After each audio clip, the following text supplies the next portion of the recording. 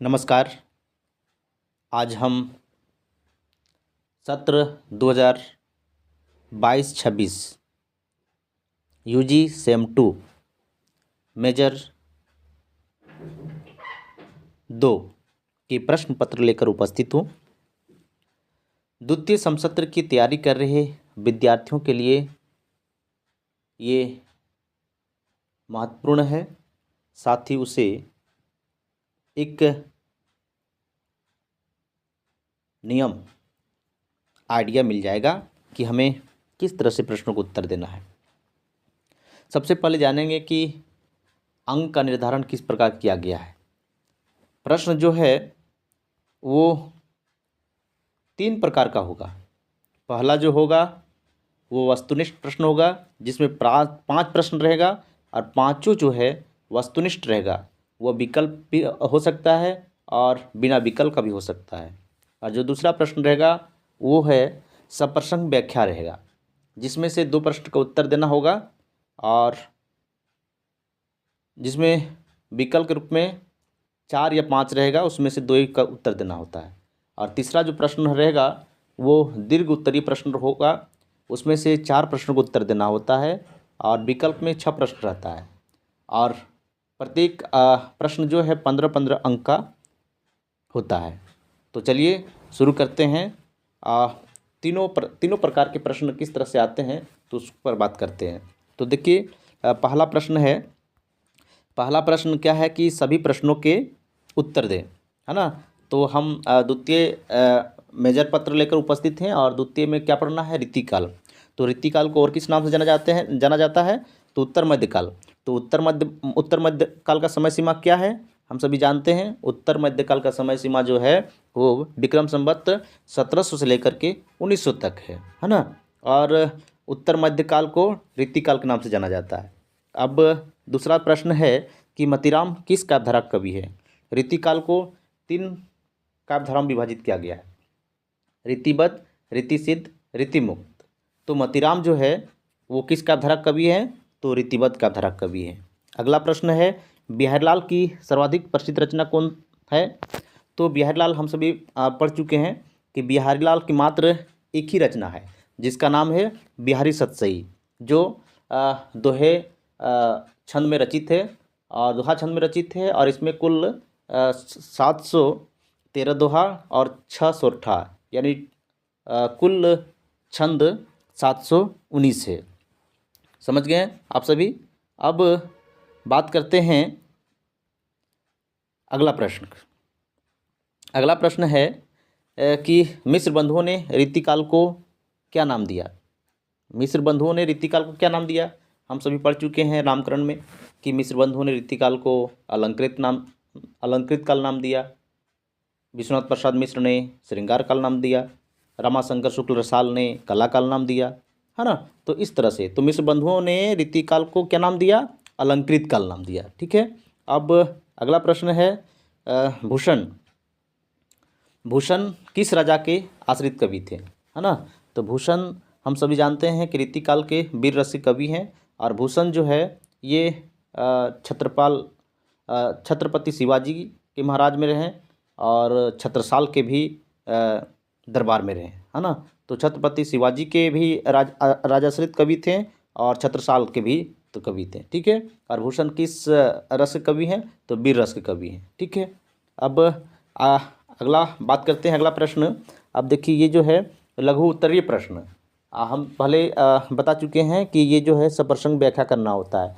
जो पाठ्यक्रम में शामिल है उसी में से जो है पंक्तियाँ दिया जाएगा और उसी में से आपको सप्रसंग व्याख्या करना है। तो हम बात पहले कर चुके हैं कि सप्रसंग व्याख्या किस प्रकार की जाती है। तो सबसे पहले जैसे देखिए, दूसरा का पहला प्रश्न क्या है कि मेरी भाव बधा हरो राधा नागरी सोई, जातन की झाई परी श्याम हरित दुती होय, है ना। तो ये हम सभी जानते हैं कि ये बिहारी द्वारा रचित बिहारी सतसई का प्रथम दोहा है।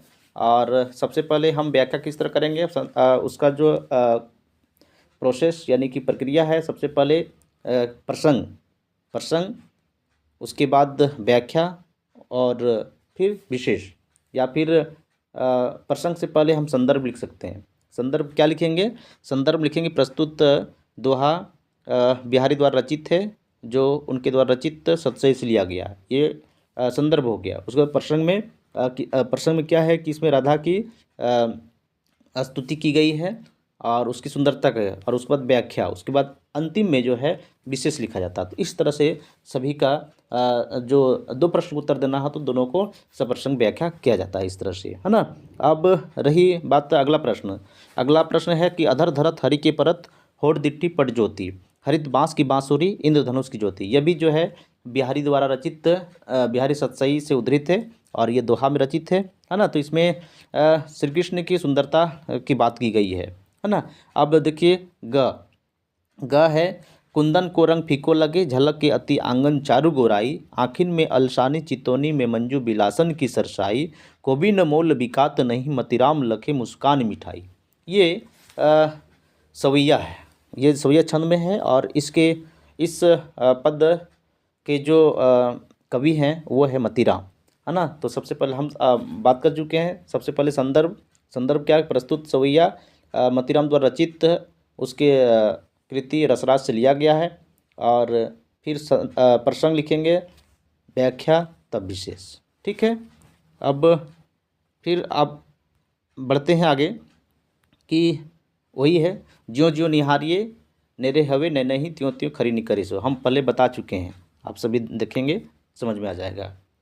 अब देखिए अगला प्रश्न क्या है। अगला प्रश्न है कि क्यों इन आखिन सो निरशंक है मोहन को, तन पानी पीजे नेकु निहारी कलंक लगे, यही गांव बसे कछु कैसे जीजे, होत रहे मन यो मतिराम कहूँ बन जाई, बड़ो तप कीजे हे बनमाल हिये लागिए, अरु है मुरली अधरा रस लीजिए।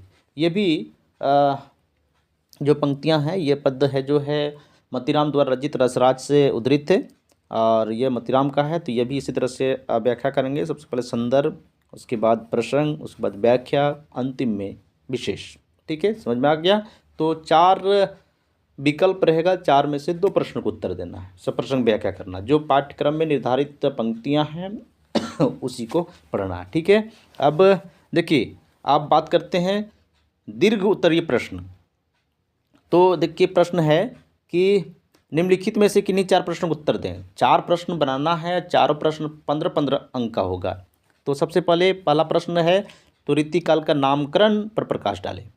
तो रीतिकाल का नामकरण, रीतिकाल को कौन कौन विद्वानों ने क्या क्या नाम दिया। जैसे मिश्र बंधु ने अलंकृत काल नाम दिया, विश्वनाथ प्रसाद मिश्र ने श्रृंगार काल नाम दिया, रमाशंकर शुक्ल रसाल ने कला काल नाम दिया। तो उसी को विस्तृत रूप से चर्चा करनी है। उसके बाद अगला प्रश्न ख नंबर है।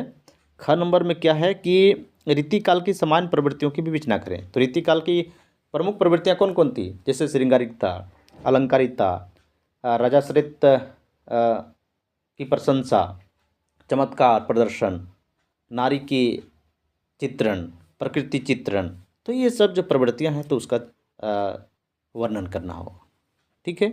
अब बात करते हैं अगला, देखिए ग नंबर की बिहारीलाल का साहित्यिक परिचय दें। तो हम सभी जानते हैं कि जो पाठ्यक्रम शामिल है, बिहारी हो गया, घनानंद हो गया, भूषण हो गया, मतिराम हो गया। तो इन सभी जो प्रसिद्ध कवि हैं, खास करके जो 3 काव्यधाराओं के जो प्रवर्तक कवि हैं, तो उन कवियों का जो साहित्यिक परिचय पढ़ लेंगे और उसको सही से प्रश्न तैयार कर लेंगे और इसी तरह के प्रश्न आएगा, ठीक है। अब देखिए अगला, रीतिकालीन सामाजिक सांस्कृतिक परिस्थितियों पर विचार करें। तो हम सभी पढ़े हैं कि रीतिकाल की प्रेरक परिस्थितियों पर प्रकाश डालें। तो प्रेरक परिस्थितियों में सब आ जाएगा, राजनीतिक भी आ जाएगा, सामाजिक भी आ जाएगा, सांस्कृतिक भी आ जाएगा, साहित्यिक है, तो सभी परिस्थितियों पर विचार करना है। अब अगला प्रश्न है कि आचार्य रामचंद्र शुक्ल ने रीतिकालीन कविता को कितनी कोटियों में विभक्त किया, स्पष्ट करें। हम सभी जानते हैं कि रीतिकाल को 3 भागों में विभाजित किया गया, रीतिबद्ध, रीतिसिद्ध, रीति मुक्त।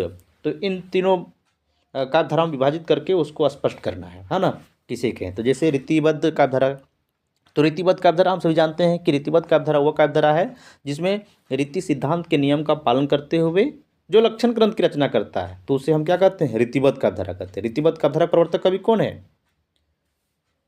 केशवदास, ठीक है। उसी तरह से रीतिसिद्ध काव्यधारा, तो रीतिसिद्ध काव्यधारा क्या है कि रीतिसिद्ध काव्यधारा वह काव्यधारा है जिसमें रीति सिद्धांत के नियम का पालन तो किया जाता है, लेकिन लक्षण ग्रंथ की रचना न करके स्वतंत्र रूप से काव्य रचना की जाती है, तो उसे हम रीतिसिद्ध काव्यधारा कहते हैं।